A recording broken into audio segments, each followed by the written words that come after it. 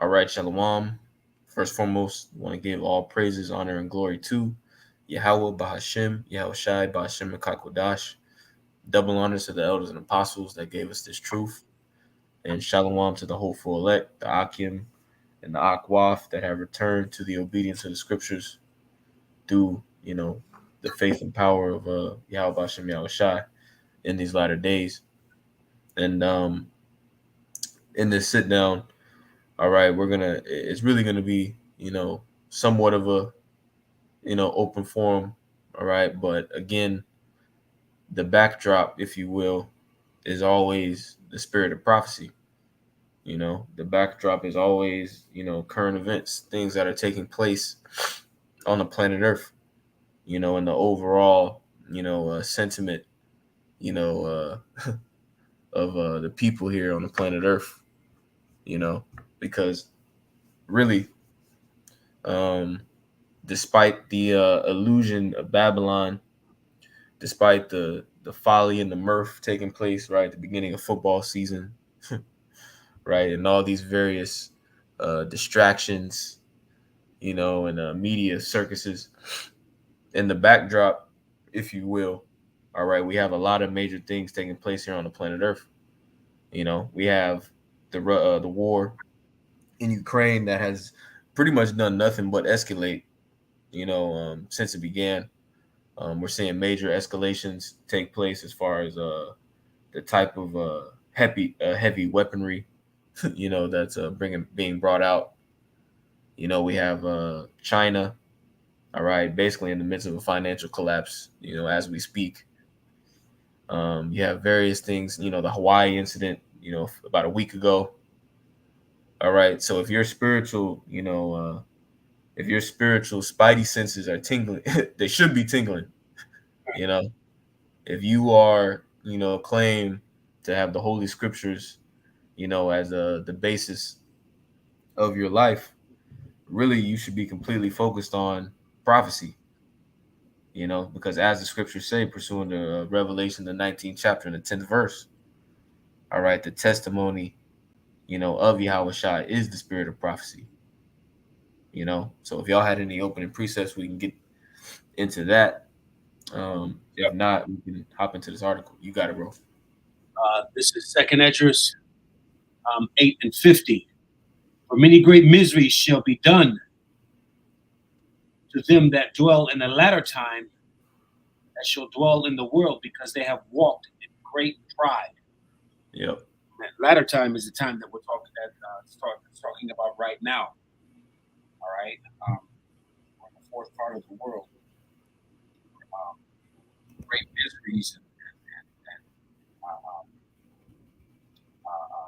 warnings that are happening all throughout the earth, because Yahweh Shai is here, man. The Spirit of Yahweh Shai is here. Okay, for preaching of this word, as this word goes out, and causes things to happen within the earth. All right, because everything is spiritual. You see these events that are happening in Hawaii, and then all over the world with different weather situations, pestilence, and all these things. All these things are as the scripture says, they're spirits that are created for vengeance. These weathers, incidents, and phenomena that are happening, these are spiritual. Man. These are spirits that are being unleashed throughout the world, man.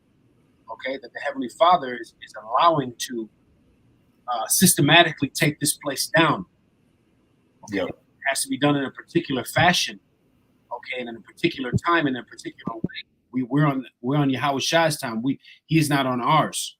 Okay, so as the scripture says, measure the time diligently within itself, and you will see when these times passed, and you shall know, roughly paraphrasing, what time we're in. So as all these things are happening, wars and rumors of war, pestilence, nations are anteing up. Different countries are shooting ICBM missiles and doing test runs. All right, because we're in that latter end time right now where it's getting ready to turn up heavily here, man, and judgment's getting ready to take place. You got it. Con, that's it. That's it, bro.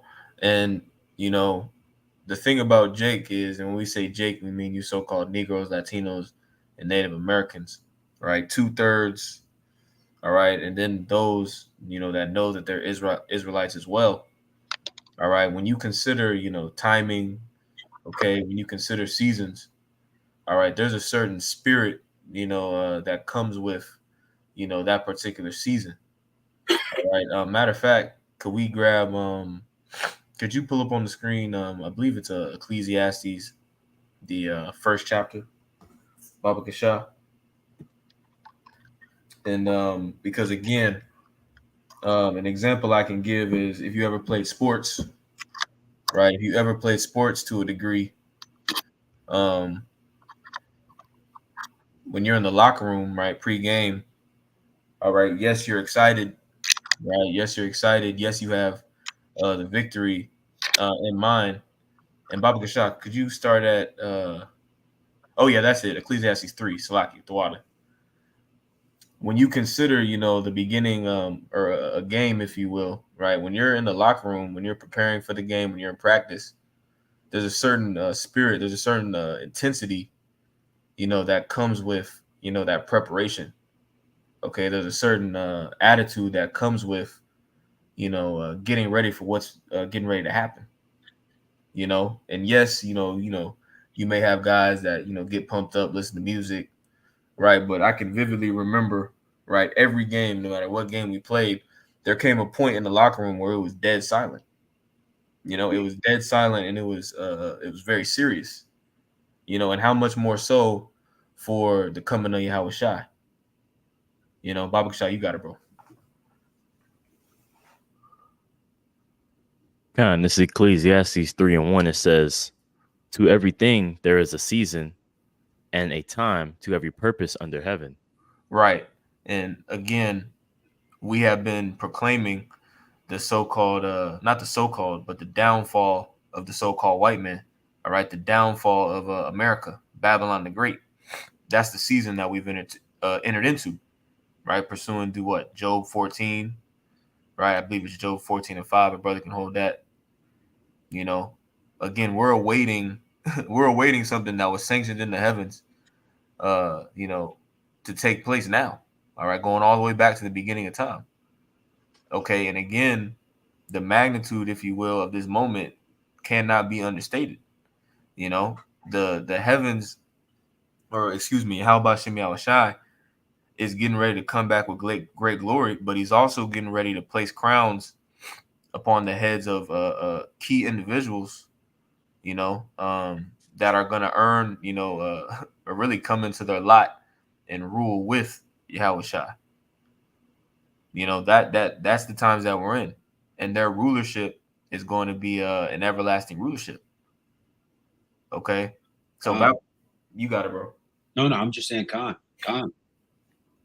Okay, Khan. Baba Kasha, you keep going, Malak. It says, verse 2, "A time to be born and a time to die, a time to plant and a time to pluck up that which is planted, a time to kill and a time to heal, a time to break down and a time to build up, a time to weep and a time to laugh, a time to mourn and a time to dance." Right. A time to weep and a time to laugh, a time to mourn and a time to dance. Right. Right now, we're not in the time, okay, of dancing and laughing. Okay. Not everything is a game, man. And that's the problem with, that's the problem with our people. Our people don't take shit serious. All right. And our people are used to using humor, all right, and folly as a crutch to deal with their reality. Because the reality of these curses, Jake doesn't want to accept that. Jake doesn't want to accept the fact that we getting our ass kicked over here in Babylon the Great, man. All right, but there's a reason. All right, there's a reason why. All right, and again, there's also there's a reflection that is supposed to take place. But again, we already know, only the remnant is going to repent and have that reflection. But again, that reflection is very important, and it's a certain spirit that is going to take place in. Baba Kasha, could you grab I believe what is it? Better to go in the house in the morning. What is that? Chapter 7? I got you right here, man.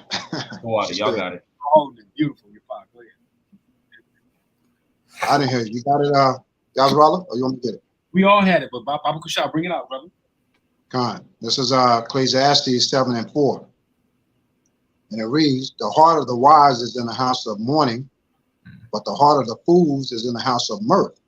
Mm-hmm. The heart of the wise is in the house of mourning, right? And what is wisdom according to the scriptures? What does it mean to be wise according to the scriptures?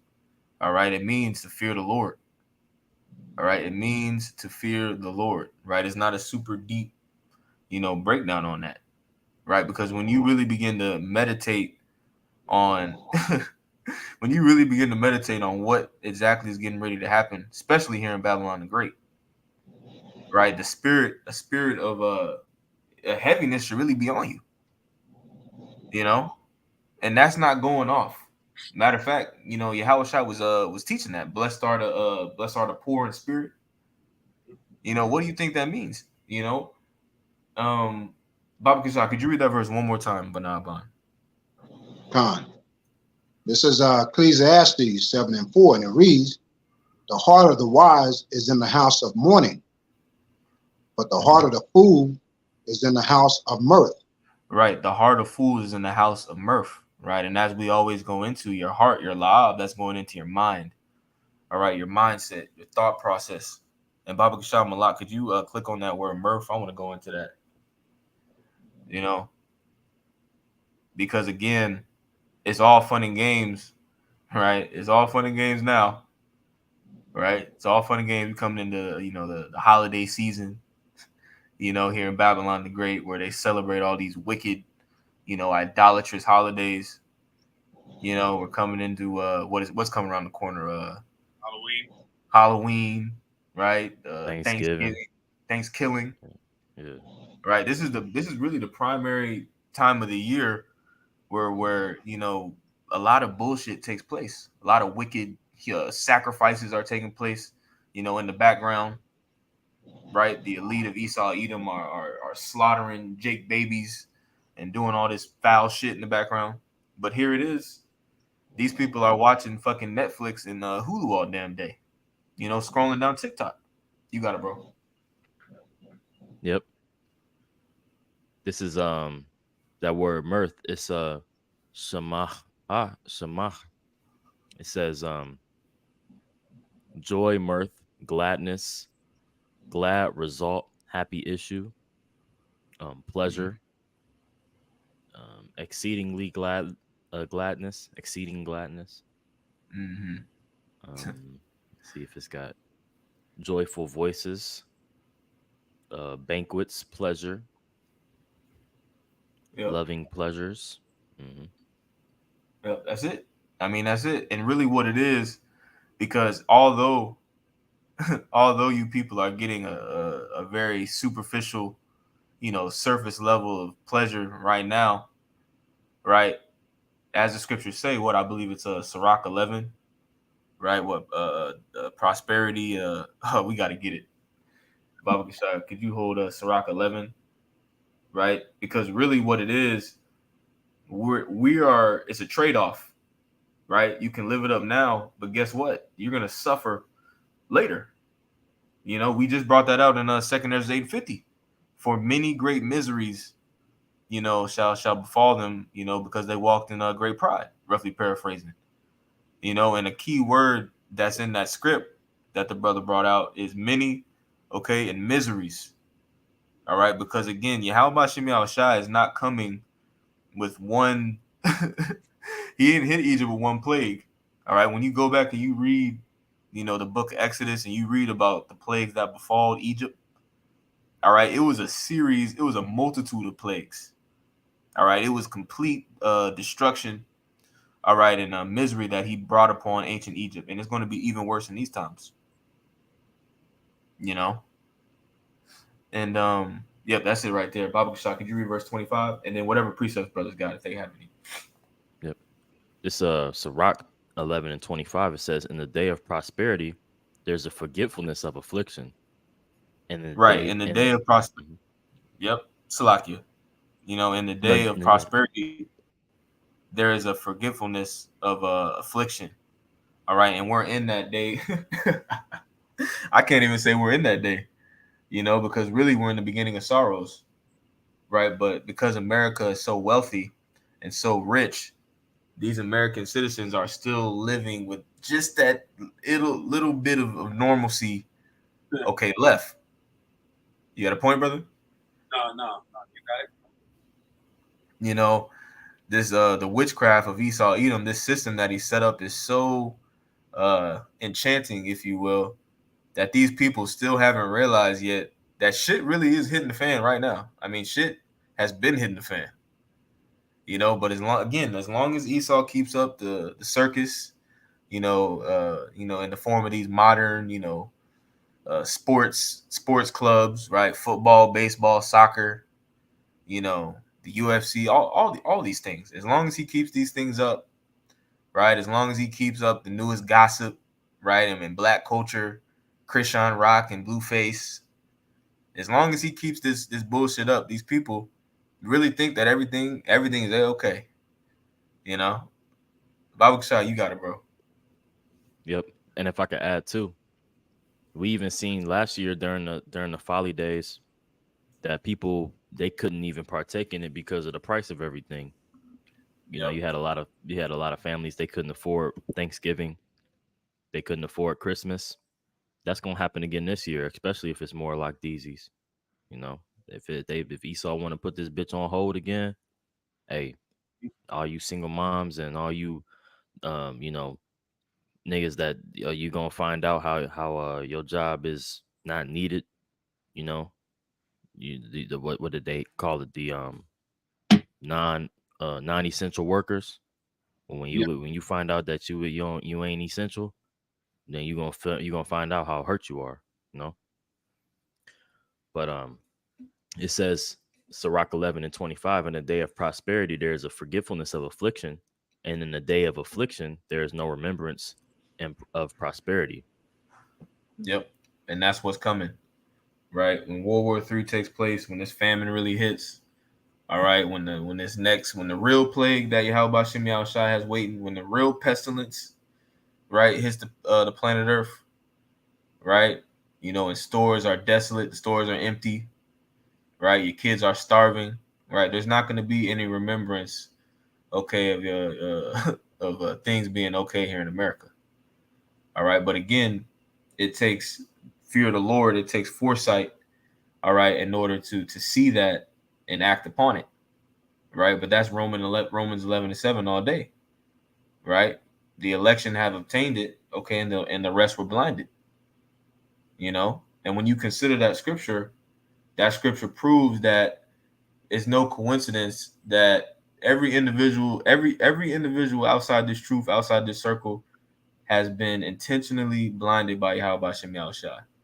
There's no coincidences. There's no mistakes. You know, so the spirit, especially coming into, you know, this next 6 months, you know, the spirit is really on, brothers to detach, man. You know, we don't give a shit about these people. And it's going to get worse to the point to where Yahweh Shem Yahushua is going to make us not give a shit about these people. Even the little tiny bit that may be left that we don't see. You know? I got a precept. Baba Shah. It's that's your pods, pretty much going into what you were talking about in the previous verse, talking about, because there's a time and a season for everything. Right? This is Ecclesiastes, this is 7:14. In the day of prosperity, be joyful. And that day is past. Okay, as the brother mentioned in the precept, there is a time and a season to be happy, to be sad. You know, there's a time for visions. There's a time to cry. You know, there's a time and season for everything.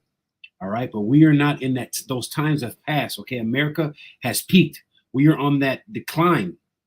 Okay, so the scripture says, "In the day of prosperity, be joyful, but in the day of adversity, consider." Okay. And these are the times that we're in right now. Okay. You need to consider the things that are happening.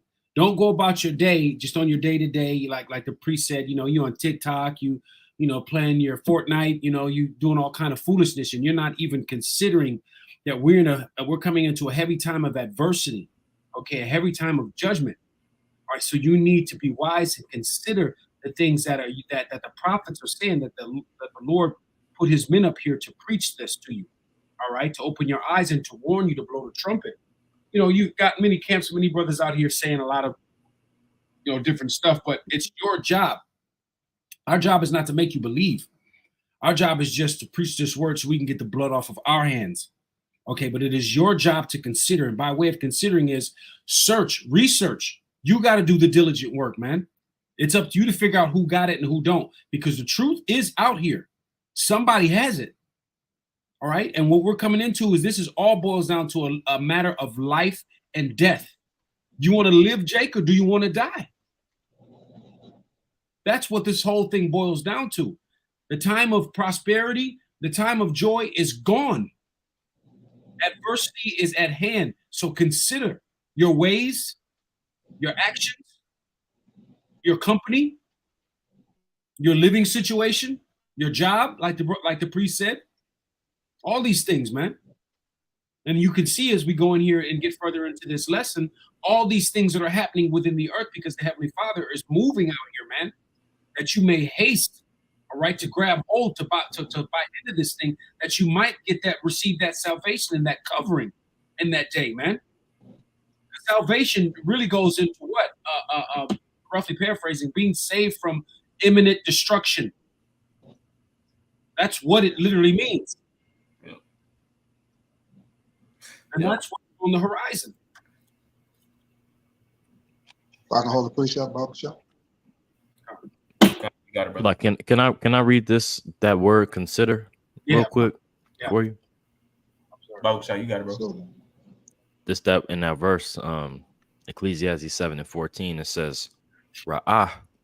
It says to see, to look at, inspect, perceive, to look after, learn about, find out, to watch.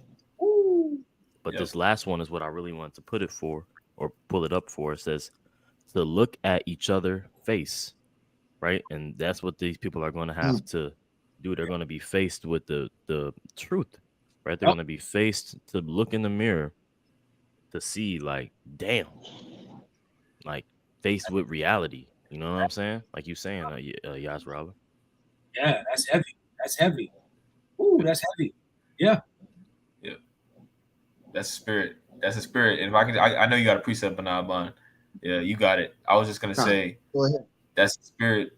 Real quick, because one of the brothers from GMS, Birmingham, Mysteries of the Kingdom, he always makes a statement. You know, he says, eventually, our reality is gonna become everybody's reality, whether they know it or not, whether they understand it or not. You know, at the end of the day, Yahweh Shem Shai is going to crack these clouds, man, and he's going to appear.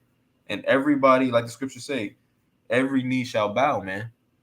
So whether you people believe in the chariot, whether you believe that we're the Israelites, and whatever vain philosophy or doctrine you subscribe to, at the end of the day, Yahweh Shem Shai is getting ready to make an appearance here on the planet Earth. And our reality is going to become your reality. You know, but the difference is certain individuals have been given that gift of faith, right? And that faith is leading to a particular pattern of works leading up to the coming of Yahweh Shem Shai. You know, you got it, Banaban. If I could say too, that them having to be faced with reality, because what they're able to do now is they're able to detach, like you brought up earlier in the lesson. You said that you know, now people can, you know, whether it be like our people, they love to detach from the message through comedy or some type of, you know, laughter, or, you know, now people can detach through video games and TV and the internet.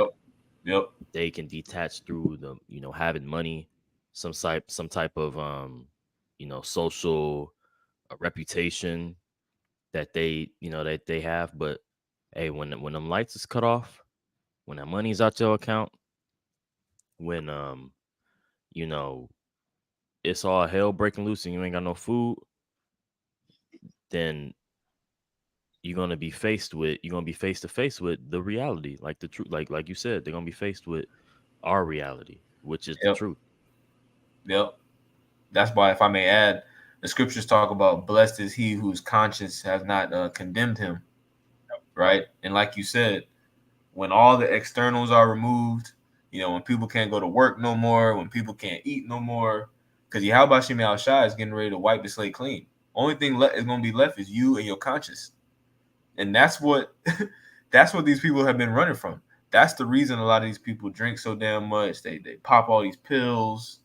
They chase women, right? They do all of these things just to run from their own conscience, from who they are and the reality of what life is, what it's become. But that's going to be part of that misery, man. Part of that misery is going to be having to just sit there and deal with your damn self. You got to Benai for the preset, bro. You're on mute, bro. You're on mute, out. Con, you can hear me now? Yeah. Con, I went ahead and changed my precept. I'm gonna go ahead and hold 2nd Ezra 15:3. That's the spirit. That's the spirit. Baba Kashah. Because we were gonna get in on that. Baba Kashah Malak, could you just pull it up on the screen and we'll just start from the top. Absolutely. The water. Con, you want me to read or Malak read? Baba Kashah, you can read, but it's cool. Whoever. Can you see the screen? Yeah, I can see it. Okay, bet.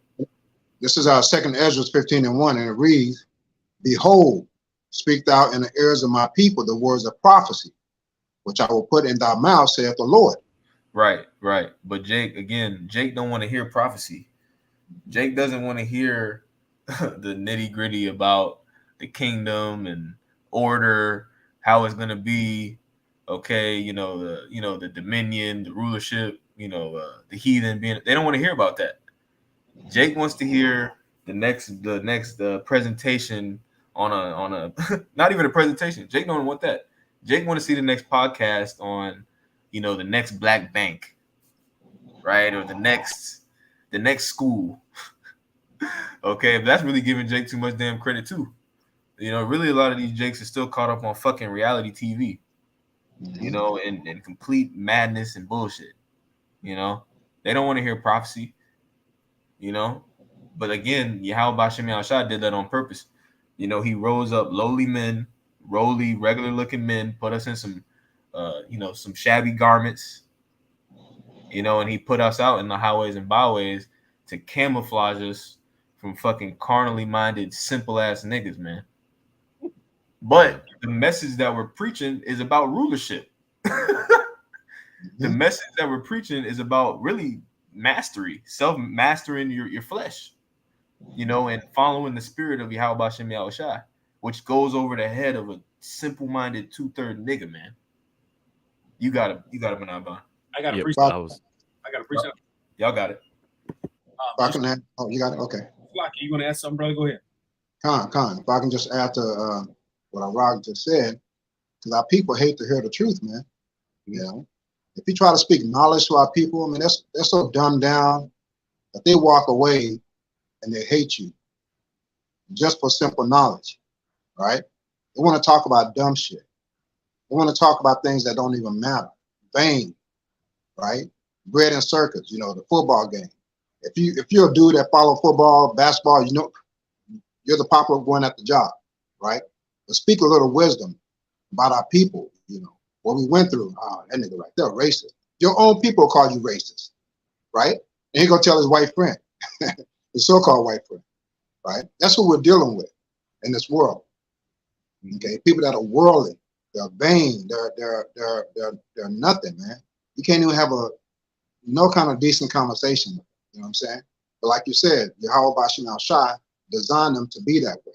So that's why I did a lesson where the word distinct, discrete, Esau changed the word, discrete, means to separate, right? It means to separate. So you have to be discreet when you're at the job, at the store, around your own family, even around your woman. Be discreet. Separate yourself because you're not like-minded.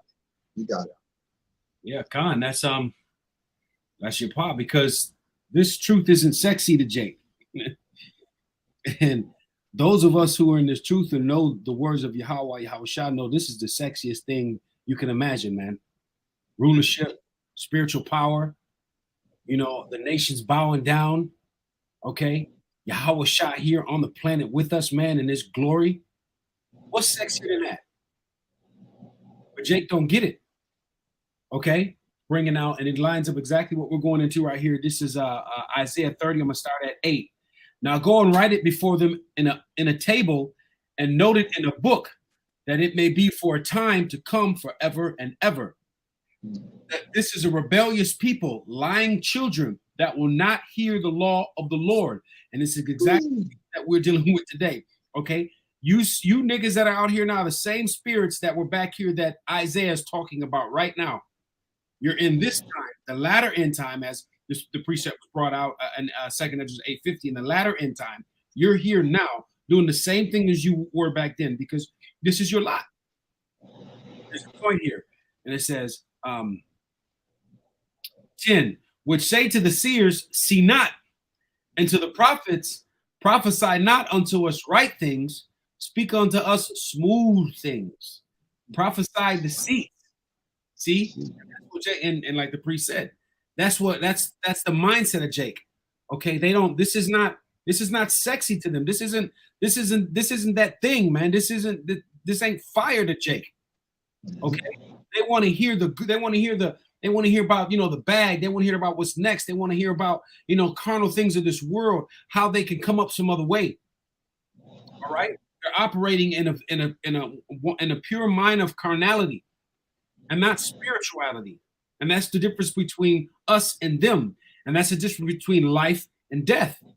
Yeah. If I could say too, that's like the parable the Lord said, pretty much like, if we find this treasure, like we sold all we had and bought the field that the treasure was in. Because if you see somebody, like look for treasure and like they dig it up and whatnot, it don't look valuable. Like they have to go through, like if you actually see gold in its natural like habitat, and you gotta take it, remove the impurities off of it, whatever, or iron or whatever, it looks like a common rock, or it looks like a very common thing, until you start to really break it down and prove it. Then you understand its worth. And that's what Jake wants. They want that fool's gold. They want that shit that looks shiny, but it ain't worthless. I mean, but it is worthless, That's beautiful. It's the same thing with diamond. You got to go down in these deep, diamond pits, these mines, dig through all that coal and that black char and soot, and you find that coal and you got to break it down. There's a process you got to go to get to that. But once you get to the core of that thing, the nucleus, that thing, you break it open. Okay, even if it's raw form, it may be looking, like dross and gray. But once you clean that thing up and it goes through its purity, its impurity section phase, and that thing is the most beautiful thing your eyes have ever seen. Okay, and all those things are likened to work. You got to work to get to that. Priest talked about gold. I'm talking about diamonds. But you got to work. You got to put in the work in order to get. We're putting in this work, so therefore we're seeing the shine. We're seeing the finishing product. You see? Yep. And man, that's heavy. You pa. Man. Baba Kashad, did you finish all that on Isaiah 30, Yas? Khan. We can get back. Khan. Baba Kashad, did you have anything, Malak? Khan, I have something real quick. Yeah, you got it, bro. This 2nd Ezra chapter 8.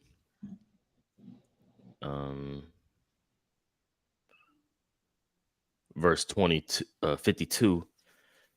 I'm gonna start at 51. It says, "But understand thou for thyself, and seek out the glory for such as be like thee.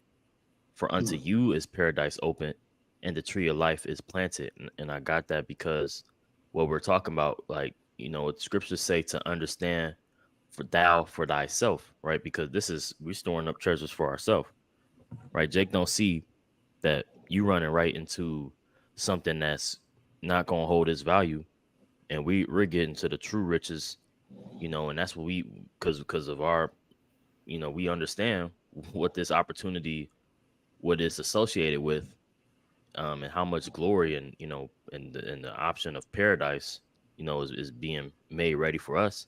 We understand what this opportunity is, and we're trying to take hold of it.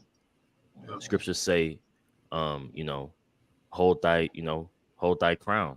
You know, Yep. how this is what that is taking place, because really, this opportunity is for a limited amount of time. We trying to get the steal.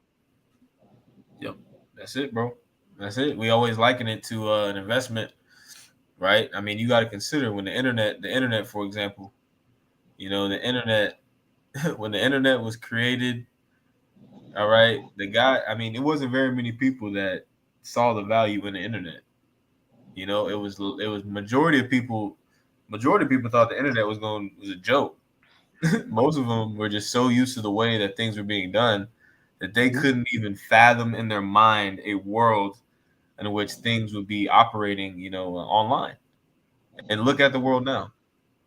It's the same thing. It's the same thing for this truth.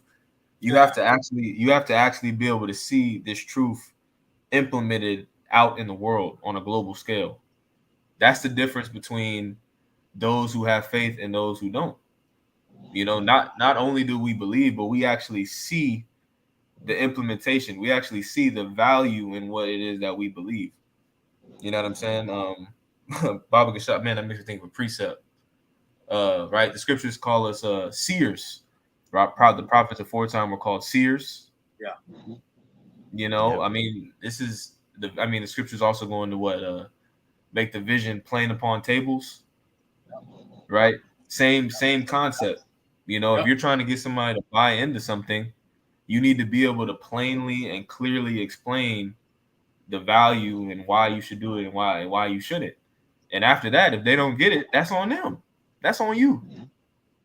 But either way you cut it or slice it, you're going to be living in a world that is governed by what we're talking about.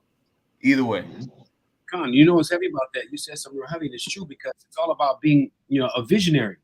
Another precept is the vision is set for an appointed time, but in the end it shall speak, right? And even when you look at this world in a carnal sense, a lot of really successful men on this side of the world, what were they? They were visionaries. Was Steve Jobs not a visionary? Right? He saw the vision of every household having a computer. Okay, all of these, these creators of different gaming consoles, and different stuff that we looked at one time, and people looked at one time and thought that's a joke or that'll never be. In the carnal sense, they were visionaries, and they saw a vision of the possibility of what could be. Okay, so how much more in the spirit, man? And just like you said, like you quoted what the priest said earlier, our reality and our vision, sooner or later, is getting ready to be what the masses' reality and vision is. They're going to see it. They're going to have no choice. They're going to be face to face, as that precept we pulled out. Yep. Because our vision is based off the spirit of prophecy. That's right. See it. Yeah, we see it. And Baba Gashad, I know you got a precept a lot. You got it. And then, or Baba Gashad, could you get the definition of visualization real quick? I want to get into that, because that's a heavy point too. Because I was reading earlier a book, actually the book that Malak gave me, and it was going into Leonardo da Vinci and like his early life. And Leonardo da Vinci was known as a polymath, which is basically a fancy way of saying that he was very skilled in a wide variety of areas. Sure. He was extremely competent in a lot of areas. Same thing for the men of the Lord, though. Yep. The Apostle Gabar goes into that all the time. How we have to be competent in basically not everything, but pretty much a little bit of everything. We have to know a little bit of we got to know history. We got to know the Hebrew, the Greek. We got to understand how things work on a basic level, animals, plants, these various things on the planet Earth. Yeah, But scriptures be not even of things great or small. That's it. It also say the wisdom had given us the operations of how the world began and the end thereof, and the science, the elements, wisdom of Solomon, I believe. Wow, brother, I was just thinking. Yep. But I was just gonna make a point in the book. It talked about how Leonardo da Vinci, he basically had the reason he was such a good artist, and most artists have this ability it was because they have the ability to visualize extremely well. So even when they can't see something physically, they're able to visualize it in their head and put it back together, almost as if it was right in front of them. You got him a lot. Yep. That's us too, with us being likened unto this song, like singing this song. Most great musicians, they can't read music, but they make hit songs, That's it. But this is that word visualization. Okay. It says the representation of an object, situation, or set of information as a chart or other image. Man, it says the representation of a situation. Of a situation, man. And that's what we're here to tell you. We're here to tell you that there's a situation called Jacob's trouble in the scriptures. That's what we are approaching, a situation in which you so-called Negroes, Latinos, and Native Americans are going to be getting mowed down in the streets. All right, where you're going to be starving. All right, dodging various, militia groups, getting torn apart by wild beasts. That's what we're here to tell you. You got them a lot. Yep, this has got a good definition on it. It says the process of making an internal organ or part visible by the introduction. Also, the act of or process of interpreting in visual terms or putting into visual form. Man, and again, that goes back to what we're doing as well. I mean, we're reading, when you read the scriptures, okay, and Baba Kashad, since I quoted it, let's go ahead and pull it so I'm not just talking. Habakkuk 2, make it plain upon tables that he may run it that readeth it. And actually, Baba Kashad, bro, you can read that 1 Samuel 9 and 9 too if you want. Slack it. Okay. This 1 Samuel 9 and 9, it says, before time in Israel, when a man went to inquire of Yahweh, thus he spake, come and let us go to the seer. For he that is now called a prophet was before time called a seer. Yep. And that's it, man. The scriptures also talk about how 1 Corinthians, the 2nd chapter, we were given the mind of Hamashiach. So the things that we're seeing on the planet Earth, the patterns that we're seeing, okay, the trends that we're seeing, they're being filtered. They're not being filtered through our carnal mind. They're being filtered through the spirit and power of Yahweh Shem Yahushua. We're not making this up, man. This is to the spirit and power of the Lord, man. You got him a lot. I want to get that word seer. It says in the etymology, it kind of didn't really go into it in the blue letter, but one whom divine relations are made, prophet, a person who sees or foretells future events, one who sees or can see, a beholder, witness, watcher. That's it. I mean, bro. And that's also those secrets. It's like, I didn't cut you off, bro. You get a point? I was just going to say that's going to go right into Habakkuk 2. I was just going to say that's also when the scriptures talk about the secrets, right? Amos 3 and 7, right? The Lord revealeth his secrets to the servants, the prophets, right? What do you think those secrets are talking about? Those secrets are going into what's getting ready to happen on the planet Earth. All right, the prophecy. That's why Jake gets this, but Jake just hate knowledge, right? Because again, Jake will go into the barbershop and talk all damn day long about the NBA free agency next year, Jay could go in there and talk about some stupid shit, right? Or what they think is gonna happen on the next season of Power, right? Where they see things going, right? But if you get out and start talking about World War III and start talking about, these women, right? Where things are gonna go with that, Jake don't want to hear that shit. You're gonna talk about it. Lose them. Lose them. Yep. Hey, I found this. I just wanted to bring this out here on visualization. I thought was heavy too. Babu Kashad says visualization is a process of picturing in your mind the thing that you want in and out of your life. During visualization, you focus on obtaining them and think about them and what it would be like if you achieve those goals.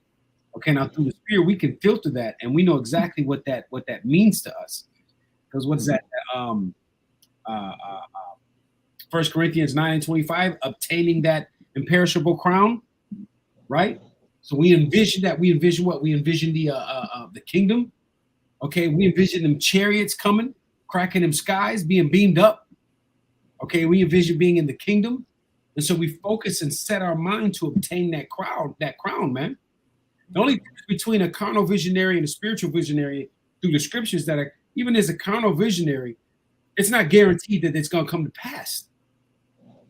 But with Yahweh Shah, this is a sure word of prophecy, man. It's going to come to pass. We don't need to worry about it. That's the only difference between the two, man. And that's what makes this thing that we're involved in, as Apostle Gabar says, this thing of ours, that's what makes it so precious, man. It's a sure word, meaning it is going to happen. And we can see it as plain as day being played out. Call hello, Yahabashi, brothers. If I can add to what you're saying, that's faith. What you're describing is faith, because if you're a visionary, you have to have faith that.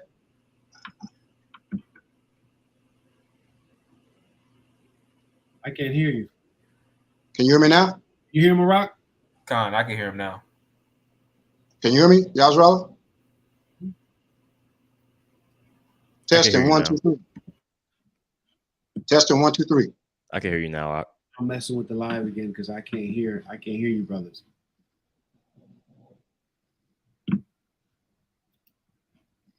Can you make out what I'm saying, Yazrala? I'm gonna go ahead and keep speaking. Maybe Can you brothers hear me? I can hear y'all. Yeah. Okay. I can hear you. I can hear you now. Yeah, I don't know if something was pushed. I don't know if you. Con. So what you're describing is Hebrews 11:1, yeah. Right? And I'll go ahead and read it. Now, faith is the substance of things hoped for, because while you're having that being a visionary, you're hoping for that. You're seeing it in the spirit. You're grabbing for it, right? But it's not quite there yet. But you have to believe, right? You have to believe that thing that's in your mind to create or to have is there waiting for you, right? And you have to walk toward it. Keep your eyes focused on it. Don't turn left, don't turn right, but keep walking forward to obtain that. And that's faith. Don't let nothing knock you out your path, right? Because you see it, right? So that's vision, but that's also faith that you're walking toward, because it's not there yet. So you walk and you obtain it. You know it's coming. You know it's coming. You know it's coming by tapping into that gift. You tap into that gift, which is faith. That faith ain't something everybody got. And we're coming into those times where that's going to be made manifest. You think you got faith. These Christians think they got faith. Well, we're going to see. Because the Lord is going to be the one who determined the Lord is going to let it be known who he gave it to and who he didn't. Hey, let me get this real quick. Right. I got to. The second Ezra chapter 5, verse 1. Oh, Slakia. Second Ezra 5:1, it says, nevertheless, as concerning the tokens, right? And I wanted, before we move on, get that word tokens. Right, in that word token, it says a sign, a symbol, evidence. As y'all was talking about faith, right? Being the evidence, right? It says, nevertheless, as concerning the tokens, or the evidence, behold, the days shall come that they which dwell upon the earth shall be taken in a great number, and the way of truth shall be hidden, and the land shall be barren of faith. Right. And we have evidence of all this happening right now through what the brother Rock, have brought up. Even even thus the people being blinded is evidence in itself that we are coming into that great humbling. But you got it. Beautiful. That's it. Baba Gashaka, we pull up Matthew the 18th chapter and start from the top, and we'll read down to verse 3, and then that's all I got. Because again, the scriptures also talk about what is that, Proverbs 29 and 18, where there is no vision, the people perish. Right? Because again, that actually circles back to how we started off the lesson. Okay, if you're really visualizing the prophecies, if you're really sitting here and thinking about, okay, everybody in my house potentially, or everybody that lives on my street, they could all be dead. Or even if you're just walking down the aisles at Kroger, you start to envision in your mind, everybody in this store could be, just laid out. You know what I'm saying? Like, that's the times we're coming into. Yep. When Psalms 91 talks about thousands falling by thy side, roughly paraphrasing, I mean, it's painting a picture. The scriptures are painting a picture, and we're visualizing, we're using the scriptures to see it. You got them a lot. Yep. Even that word script goes into something that's written that's going to show itself on the screen. It's going to play out, so you can see it, That's it. But Matthew chapter 18 verse 1, it says, and it is titled "Rank in the Kingdom." It says, at the same time came the disciples unto Yahushua, saying, "Who is the greatest in the kingdom of heaven?" And Yahushua called a little child unto him and set him in the midst of them. Right. And just to give some context, this is pretty plain, right? Yahushua is basically, dwelling amongst his disciples, right? And you got to think, these are men, right? Men inquiring about, again, rank in the kingdom. Going back to the title, they're sincerely inquiring about, okay, who's gonna be the top guy? Who's gonna be this? Who's gonna be that? And you got to imagine, Yahushua calls up a little child, right? A little adolescent. All right, and let's listen to what Yahushua says. You got it, bro. It says in Yahushua, verse 2, and Yahushua called a little child unto him and set him in the midst of them, and said, Verily I say unto you, except ye be converted and become as little children, ye shall not enter into the kingdom of heaven. Right. And it goes on in the next verse to list, humility. Right. And Bible Chat, you can read it. You got it. Yep. Verse 4 says, Whosoever there shall humble himself as this little child, the same is greatest in the kingdom of heaven. Right. So again, humility is that key aspect that Yahweh Shem Yahushua is looking for. But I wanted to bring this precept out too, right? Because the scriptures make a lot of references to us becoming as little children. Right. Scriptures talk to us about being newborn babes. Right. And when you consider children, you know what I'm saying? Another thing that children are very talented at is imagination, visualization. You can call a kid, you tell a kid to imagine something, and he's going to be knee deep, all right, in whatever it is that you tell him to imagine. He'll even, they'll sit and dwell in that, really believe it. That's another thing that Yahweh Shem Yahushua is looking for. The ability to actually really get into these scriptures and get into the prophecies and imagine it taking place, being there. Okay. Because again, this is what leads to, at times, this is what can lead to, the heaviness. All right. The mourning, but this also leads to victory, hope, comfort. And we're getting a head start. We have an advantage, like they say in the business world, we have first movers advantage, right? In that we get to actually prepare. We're preparing our minds. We're preparing our bodies, our spirits, for what's getting ready to happen. You know, that's something that's lost when Jake talk shit and talk about, us being no fun and, we're Debbie Downers and we always want to get on everybody. No, we're girding up the loins of our mind, right? That's a command, So whatever y'all brothers got, that's all I got. And matter of fact, if we can end on the gird up I think that's a 1 Peter 1, I want to say. Let me see. Let me find it real quick. And then whatever else y'all brothers got.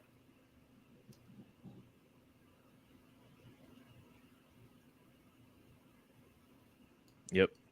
This 1 Peter chapter 1, verse 13, it says, "Wherefore gird up the loins of your mind, be sober, and hope to the end for the grace that is to be brought unto you at the revelation of Yahushua HaMashiach."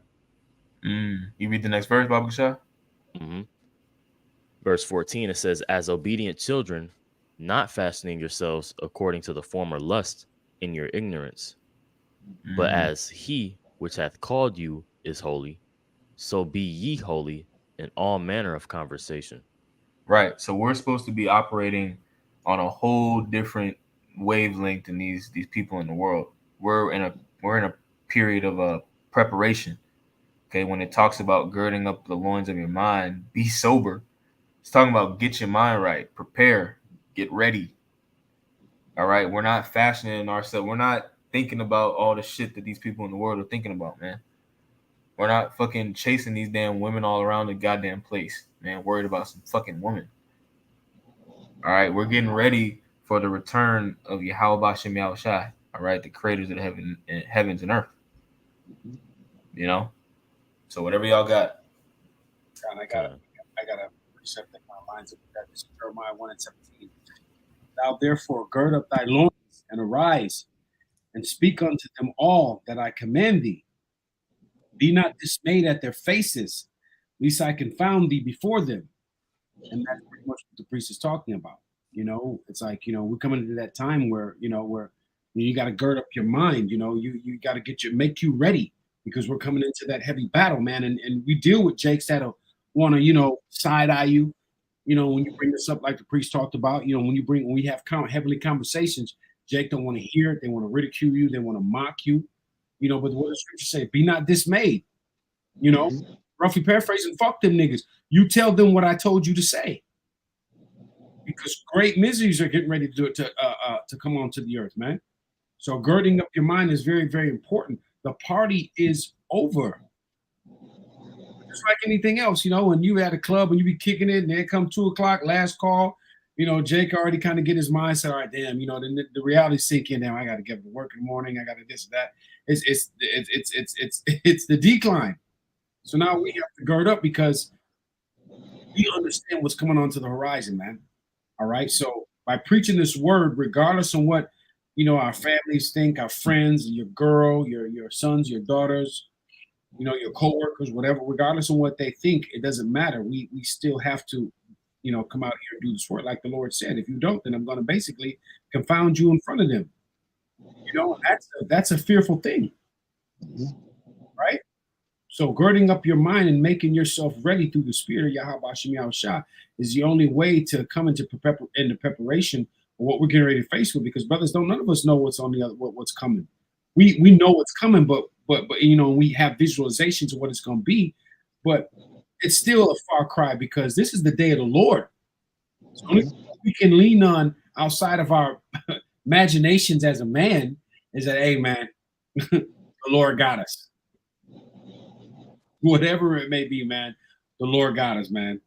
All right. He's not a man that he should lie. So we don't know how it's going to be or what it's going to be, but we just have to believe we were given that. We tap into that gift and say, hey, man, the Lord got us, because we don't, we can only imagine, but it'll be it can be very far fetched for even our imagination what we're coming into.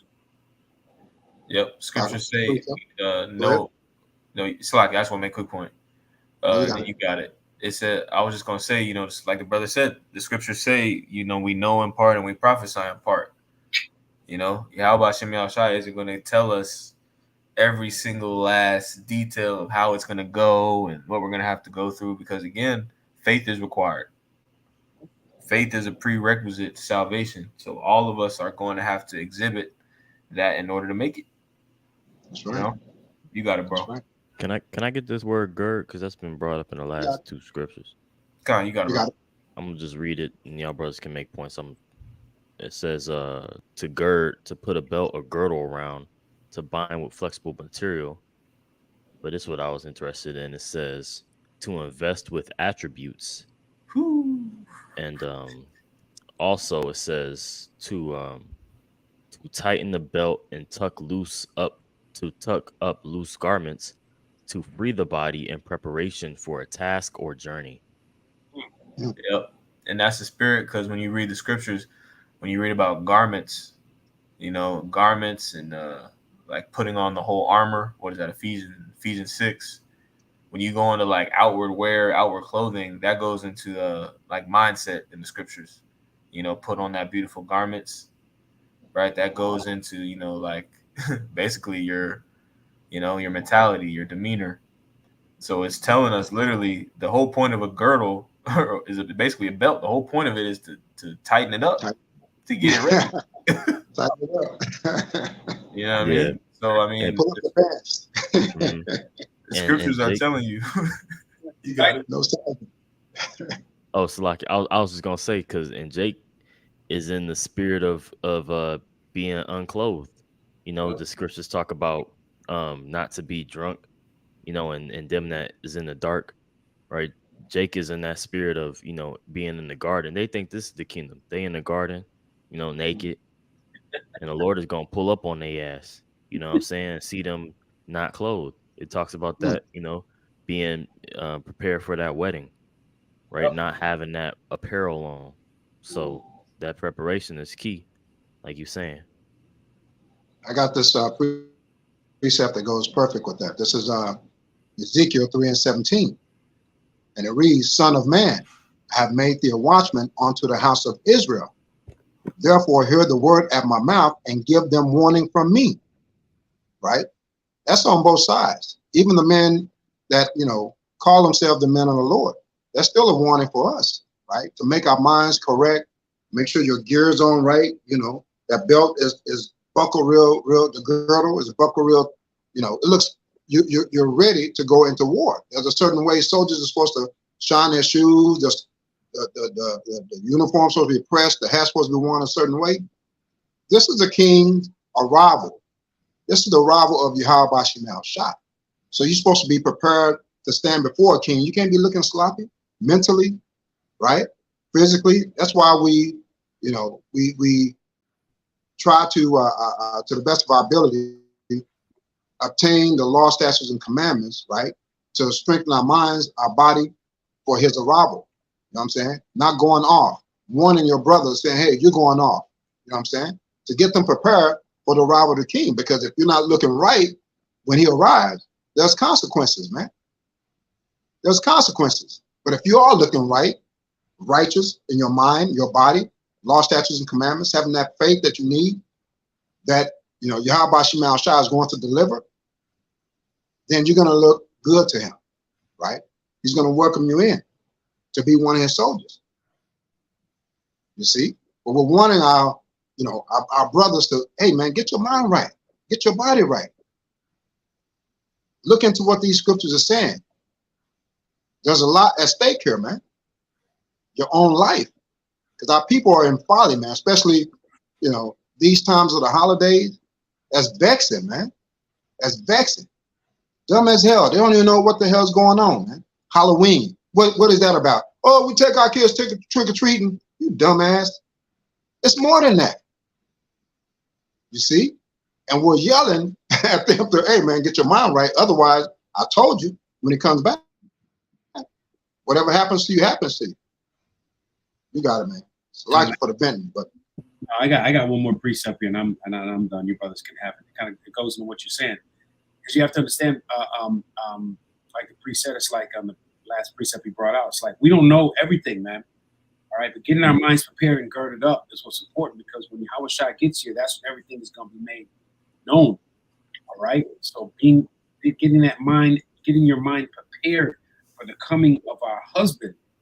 as a wife that has been pulled away, you know, where you're trying to be on your best behavior, okay, you may be found worthy that you can get that reconciliation, because that's really truly what this gospel is about. It's about the reconciliation. We're trying to come back right into our husband, right? That he may share and open up all of his treasuries and all of his preciousness, you know, and rightfully so. Yahweh Shah want to blow our mind like how you will with your woman, right? So it's like we have to get our minds ready for that. And this is 1 Corinthians 13 and 10 and 11. When that which is perfect is come, then that which is in part shall be done away with, right? Because like the priest said, we know and prophesy, we know in part, so we prophesy in part. We don't know everything. But when our husband gets here, all right, he's gonna open that glorious treasures where we will know everything, and this what we know partly will be done away with. Okay, so that's why it goes on to say, when I was a child, I spake as a child, I understood as a child, I thought as a child, but when I became a man, I put away childish things. So, like the priest said, going into all these different folly holidays, you know, Halloween and man, hey, Jake, you need to grow up. You need to grow up. You need to put all that bullshit away. Get your mindset on, as the men of the Lord are, on meeting the great King, man, the King of the universe, man. Our husband. So your mind should just be in supplication, man, in subjection, man, and trying to clean up right for the skies to crack, that he may reconcile us back onto him, that he may give us all of the glorious treasures, man, that our eyes have yet seen, ears have yet heard. That's what's important. But you brothers got it. God, you got anything, Malak? I had a quick precept too, because you know, like we talk to these, you know, we preach and going out to Jake and here on the highways and byways, and they neglect to listen, of course. But that's prophecy, you know. And right now, like, we know that this is the beginning of Jacob's trouble, you know, and the brothers that's in this sanctuary, like, shoot, hey, we putting on the elect. You know, I'm not saying that we made it, but you know, we putting on the elect. Who else is doing this? Yep. You know, like, we go out and get on them, but like, bro, we in this thing. You know what I'm saying? Yeah, I'm with y'all brothers, man. Yeah. You know what I'm saying? Like, fuck, we already know, fuck Jake. It's too late in the game. If they turn around, bro, they probably, you know, anybody that's gonna repent now.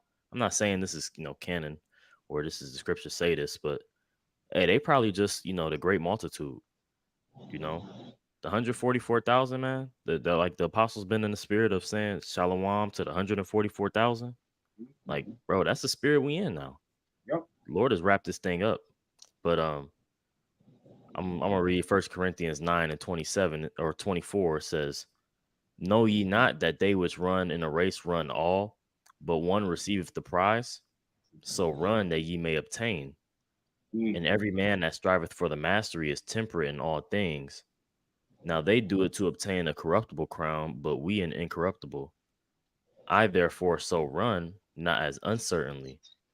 So fight I, not as one that beateth the air, right? And that takes that visualization as what, you know, that word that a rock coined in the you know, the earlier part of this lesson, right? That takes, if you are preparing for a marathon, you're hearing that gun go off so you can run. If you're preparing for a fight, you're seeing your opponent as you shadow box. You've watched the film and have, you know, calculated, because the Lord has given us a script on how it's gonna go. Right, we don't know the details around it, but we know for the most part that this devil gonna roll. We know that he said he's gonna crash some of us into prison, some of us into, you know, concentration camps. We're gonna be, you know, hemmed up and put, you know, given an option of death. You know what I'm saying? So we know what's gonna be around it, what it's going into, and that's what we're preparing for. Right? It says, "But I keep under my body and bring it into subjection." Right? That's that discipline that it takes. Lest by any means, when I have preached to others, I myself should be a castaway. Right? And like Yazral, I believe you brought up, you know, fuck how our family think and look at us. Fuck how, you know, these other people in the world look at us.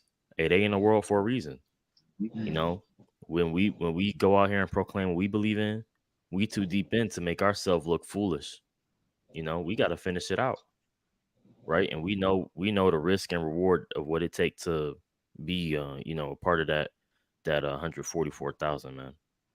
And we saying bring it on, as putting on the elect, right? So we ready to fight. That's right, brother. That's right. Wow. That's right.